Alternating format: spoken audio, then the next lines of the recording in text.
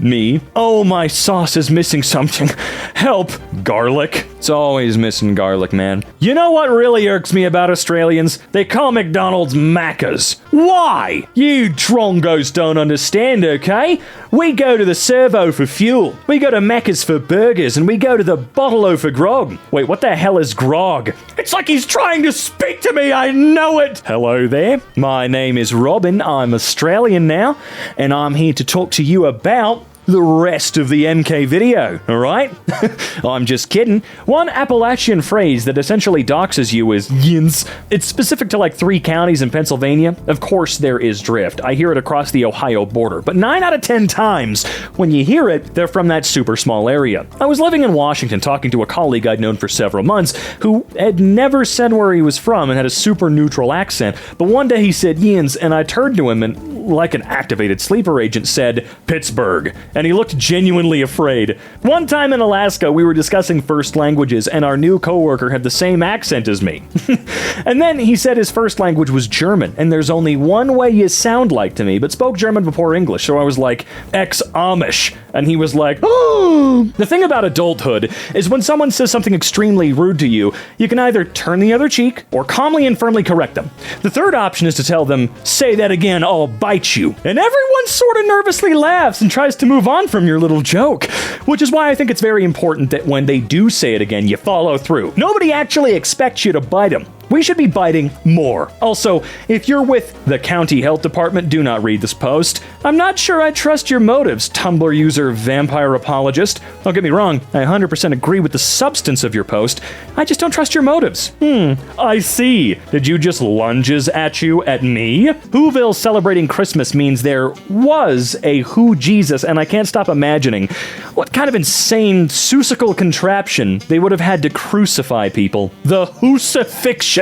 You just can't keep this in the tags. I can hear Darwin evolving down the chimney now. What did you just call me? What? Welcome to my new app, Uber Feats. I'll send heroes to your house to commit great feats of strength and cunning. Will they do my dishes? They will slay your dishes. What about the laundry? They will slay your laundry. What about the Minotaur harassing my cows? They will have sex with the Minotaur. This is sexy. This is not. Okay, look, I also agree that that sort of design is boring and stupid. I don't really like modern interior design. However, I like aspects of it. It's very clean. It does feel very clean. Your home has the aesthetic of a dentist's office and the comfort level of an airport lounge. God damn it, that's not actually what I was expecting, but I do appreciate. Okay, but I did not know that there's a story about F. Scott Fitzgerald nervously showing Ernest Hemingway his because Zelda said he couldn't satisfy a woman with it, and Ernest Hemingway was like, nah, dude, you're fine. What are the modernists even? The best part of that story in context is that before they pull out their Hemingway spends the better part of a chapter physically describing Fitzgerald in great detail, claiming to be grossed out by him, but obviously uncomfortably attracted. Oh my god, it got better. I just went to find an excerpt, and Scott was a man, then, who looked like a boy with a face between handsome and pretty. He had very fair wavy hair, a high forehead, excited and friendly eyes, and a delicate long-lipped Irish mouth that, on a girl, would have been the mouth of a beauty. Oh boy, my friend Hemingway. His chin was well built, and he had good ears and a handsome, almost beautiful, unmarked nose. This should not have added up to a pretty face, but that came from the coloring, the very fair hair and the mouth. The mouth worried you until you knew him, and then it worried you more. Ernest Hemingway, calm down and control your thirst a little. That is actually a brilliant line. Yeah, there you go. The mouth worried you until you knew him, and then it worried you more. Whew, is a hell of a line. No homo, a literary masterpiece. Oh, shame about Hemingway. I love when settings have a place called Evil City or something, and the citizens are all campy villains in flamboyant little outfits, and it's just a functional city with a mayor and taxes and cafes. It's just your barista has a giant spider on her head, and you're unsure if it's a decoration or a pet, or if it's mind controlling her, and this very nice cappuccino was made by a telepathic spider. Take me down to the evil city, where the grass is ash, and the girls are sinister. I wish it rhymed. There's a parallel universe where Tumblr is actually a great functioning site. It's exactly shitty, but every other social media site is worse by comparison. I guess, for what Tumblr is trying to do, absolutely I'd say that all other sites are worse by comparison. I suppose. Will Smith is grammatically a correct sentence. Will Smith? Yeah, I know I read it wrong on purpose. So is Will Smith. Smith will. I also just realized this could be a conversation. Will Smith?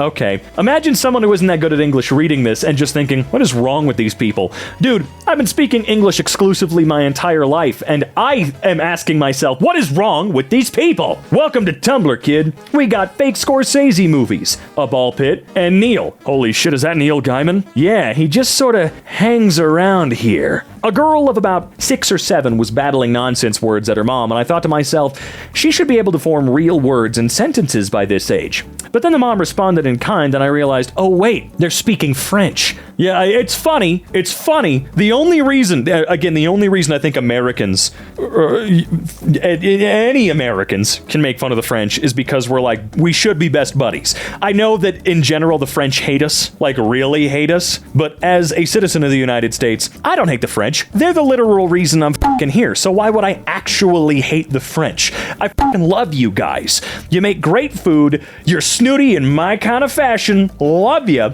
okay? You're the French. You gave us one of the coolest landmarks in American history, okay? You gifted us something so cool that a Super Bowl commercial even called it too good of a gift. They didn't actually say that. It was a garbage Etsy commercial. Fuck ads. Nonetheless, I love you guys. When I was a teenager, oh boy, and still on Neopets, I was part of a pretty big Star Trek guild and eventually became part of its council, with the solemn duty of creating weekly polls. Well, one day, I created the poll, which would win in a fight, Borg Cube or Death Star? Naturally, since this was a Star Trek guild, the answer was overwhelmingly Borg Cube. But someone did have the rationality to point out we were biased. So I look up a pretty prominent Star Wars guild and message one of their council and ask them to poll the same question and get back to me in a week. They do. And naturally, the geeks said Death Star. So then I look up a Stargate guild and message the lead council member saying the same thing. And they get back to me almost immediately saying that the Death Star would immediately one-shot a Borg cube, but they would never be able to do it again to another cube. And I took that wisdom back to my guild and we were mollified, and for one moment, the nerd world was peaceful. Stargate fandom, Star Trek, and Star Wars. Yeah, there's got to be an unbiased star something fandom out there, right? Inventing a new type of steel called stainful steel. All kinds of fucking colors and slops will stick to this bad boy. And when you use a stainful steel knife, it's basically 90% meat juices by weight before it even touches the delicious ribeye steak. I expect to sell this idea for $100. Cast iron. Everyone stop casting iron at me. I'm going to run out of counter spells. Oh, I hate you, but I think you're a genius.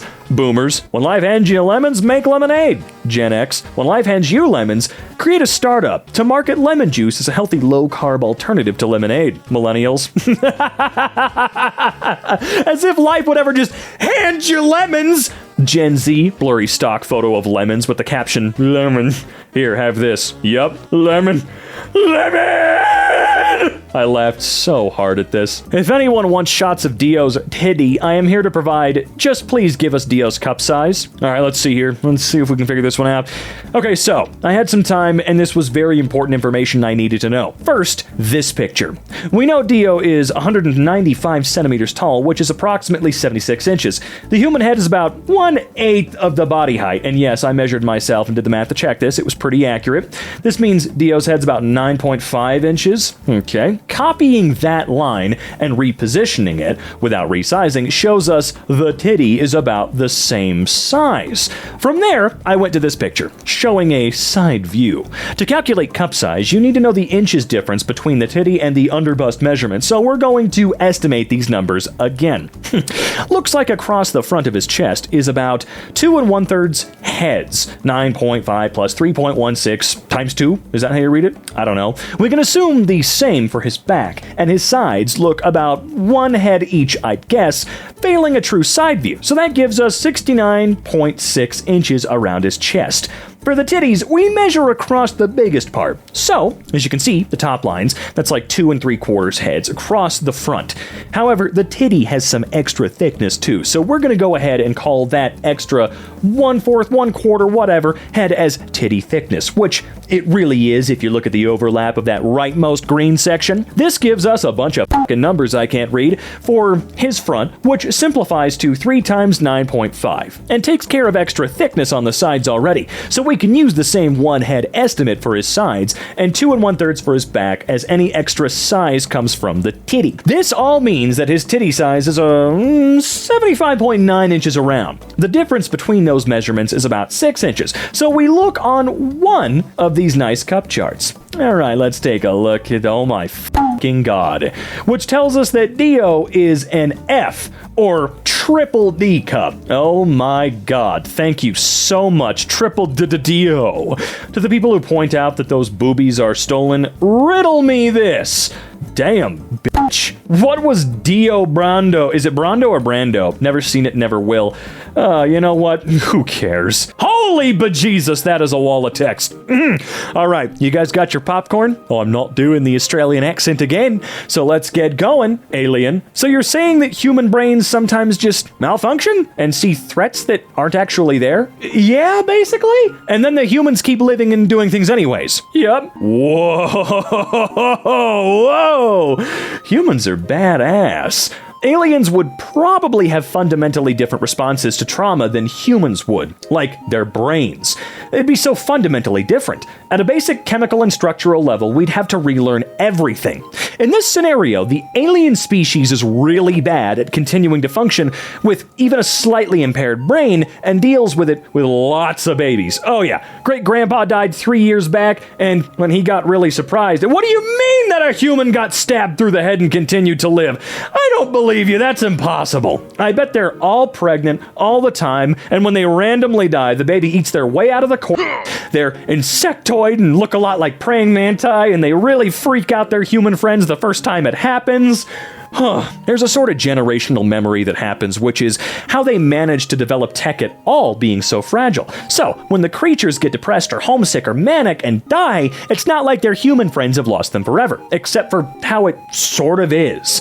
Please imagine the first time an alien has one of their human friends die. So hey, that was a great funeral, cool outfits, always glad to learn more about your culture and stuff, so when's she coming back? She's not coming back. Yeah, not as Megan, but when's her replacement coming back? We're not hiring anyone new for a couple of weeks? No, you're not getting what I'm saying. I want to ask her about that book she lent me. Can I keep it for another week or two, or does her new version want it back? The humans stare at the alien and just slowly start to figure out what the alien is saying. The alien shuffles nervously, their 6 spindly legs making a scritching noise that echoes in the cold chapel. Finally, the kindest of the humans takes the alien aside and, hey, so us humans don't come back when we die. Not like you do. What? No, but you clearly talk about reincarnation, and those are just stories, 6. When humans die, we're gone. We don't come back. The alien laughs. No. See, because that would mean that Megan is... The alien cuts off the hissing noise that is their equivalent of a sob. Oh. The alien spends a week in their spaceship, the only place they can send communication to their mother. When they come back, their carapace is glistening, a new shade of red, and they've ended up as a different gender. When the lab advisor asks them how they're feeling about Megan. Megan? Oh yes, my previous version was very fond of Megan. The alien cocks their head, like a particularly thoughtful bird. I suppose that I regret her loss. She was a valuable member of the team. The lab advisor lets this be. They are aliens after all. But later, when lab hours are done, the advisor notices 6 double and triple checking all the lab equipment, especially well. The accident that took Megan will never happen again. The book is never returned. Well, now imagine the flip side. Sevan, or Seven, finds out his human friend is due to have a baby in 6 months. 6 months, he asks, and finds that, no, there's no way to delay a human birth. In 6 months, a new version of his friend will emerge. Will they still like space operas? What about visiting that smoothie place in Quadrant 6? Will they still want to be friends? His friend asks him to visit the baby after it's born. Of course he will. It's the least he can do. There's always that vulnerable phase after birth when you haven't got the hang of the new motor controls and everyone needs a helping pout for the first few months. The night he hears that the baby is being born, or was born, he wails quietly and recites the qualities of his friend that he will miss the most. 3 days later, he gathers his resolve and knocks on the hatch of his friend's place. Strangely, the access panel hasn't been lowered. Rude. He'll make sure that's one of the first things changed. His friend's partner opens the door and lets him in. And there is his friend, looking tired but well, a miniature copy of herself held in her arms. Imagine his joy when he finds out that not only will he get to spend longer with his current friend, but there will be another friend to get to know. Whoa. Good bug stories, to be honest. Excellent bug stories. I'm crying over space bugs, don't touch me. Now, I do have to say, I was making cracks at Tumblr earlier, but I do have to mention that unironically, some of these mofos out here are able to come up with some of my favorite little pieces of microfiction ever. What I just read was incredibly pleasant. I loved it. I thought it was adorable, and I'm not joking. I would willingly read a whole novel of one of these bug scenarios. Or hell, fantastic. Bravo! Bravo!